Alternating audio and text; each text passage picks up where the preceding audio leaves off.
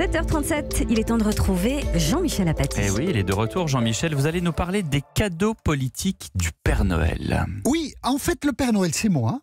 Et les cadeaux, ce matin, j'ai envie de les distribuer. Et voilà. Allez, qu'est-ce qu'il y a dans votre hôte? Eh bien, des choses qui vont peut-être vous surprendre, Pierre. C'est vous dire si j'ai vraiment cherché des beaux cadeaux. Je vous écoute. Ah, mais ça y est, on y va tout de suite? Oui, tout de suite. Ah, mais je pensais que c'était juste une mise en jambe. bouche. Ah, mais non. Alors, les cadeaux, vous savez, il faut réfléchir aux personnes à qui on va faire des cadeaux, parce que quand on fait un cadeau en situation, on peut pratiquement changer une vie. Et moi, ce matin, c'est un peu mon ambition. Par exemple, à Emmanuel Macron, j'ai envie d'offrir un traité de l'humilité et de l'orgueil écrit par Bernard de Clairvaux, le fondateur de l'abbaye de Clairvaux.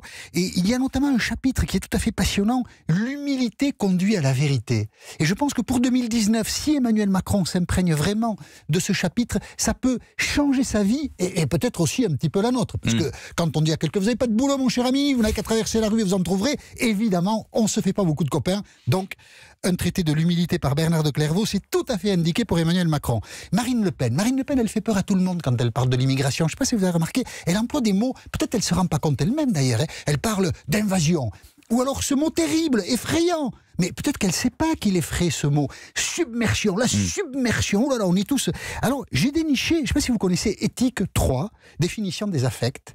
Alors, c'est Baruch Spinoza. Vous savez, oui, alors, vous savez, il y avait des Hollandais volants, mais lui, c'était le Hollandais philosophe. Ouais. C'est ancien, hein, tout ça. Mais il a écrit sur la peur et la crainte. Et il définit la crainte comme ça, Spinoza. Il dit que la crainte, c'est une tristesse incessante, née de l'idée d'une chose future de laquelle nous doutons, dans quelques mesures. Alors vous n'avez pas compris, c'est pas grave, c'est de la philosophie. Si, quand même un peu. Bon, alors si on traduit, ça veut dire détends-toi Marine, ça va bien se passer. Enfin là, je schématise beaucoup, hein. Mais vous voyez, si elle lisait un truc comme ça, peut-être qu'elle aborderait le problème avec plus de détente personnelle. Et ça nous ferait du bien à nous aussi, à elle bien sûr, mais à nous. Jean-Luc Mélenchon. Alors Jean-Luc Mélenchon, je trouve un truc, je crois, pas mal. J'ai beaucoup cherché, il faut dire. Le livre des pensées de Philippe-Auguste de Sainte-Foy, chevalier d'Arc. Pourquoi lui? Alors pourquoi lui? Parce que dans ses pensées, c'est un livre imprimé en 1755.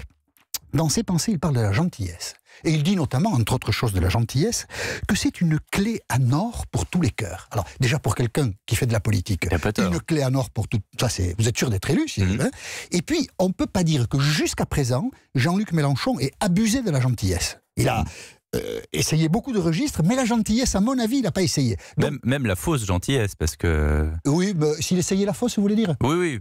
Parce qu'il y a des gens qu'on croit gentils, qui ne sont pas gentils. Souvenez-vous de la phrase de Sarkozy sur Chirac. Oui. Au début, on croit qu'il est très con et très gentil. En fait, il est très intelligent et très méchant. C'est ça. Donc, en tout cas, Jean-Luc Mélenchon, personne n'a jamais cru qu'il était très gentil. Oui, mais ça au moins, c'est clair. Là, il n'y a pas de tromperie sur la marchandise. Mais s'il essayait, peut-être que ça marcherait. Laurent Wauquiez, qu'est-ce qu'on pourrait offrir d'utile à Laurent Wauquiez?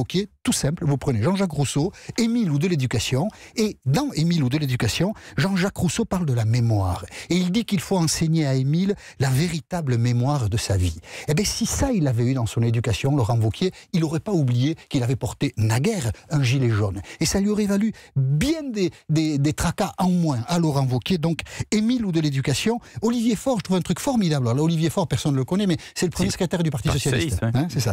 Et alors, j'ai trouvé un livre d'Aloïs Riegel. On va le recevoir, là, dans la semaine, justement. Ah bon, donc on le connaît ici, mais enfin, il n'est pas très connu, quoi, je voulais dire. Excusez-moi, Olivier Faure. Le livre d'Aloïs Riegel, Traité de la disparition. Alors, je ne connais pas l'auteur, je ne sais pas ce que vaut le livre, mais Traité de la disparition. Quand on préside le Parti Socialiste, ça me semble exactement le cadeau dont vous avez besoin. Et puis, j'ai un cadeau collectif. Ça s'appelle un peu tirer sur l'ambulance, hein, Jean-Michel Apathy. Oui, ça, c'est pas faux, c'est pas faux. Ben oui, mais écoutez, on n'est pas tous les jours courageux non plus. Et alors, un cadeau collectif pour Nicolas Sarkozy, François Hollande, Ségolène Royal, un jeu de cartes, du bridge. Parce que moi, je trouve qu'ils sont un peu lourds avec leur envie de revenir à l'Élysée. Il faut les distraire un petit peu. Et donc, ils jouent au bridge. Et il faut être 4 pour jouer au bridge, enfin, notamment. Et alors, si on pouvait y adjoindre Nicolas Dupont-Aignan, ça nous ferait des vacances. Bon, ça, c'est méchant aussi, mais ça, j'avais envie de la faire. Voilà mes cadeaux pour 2018 et je reviendrai peut-être en 2019.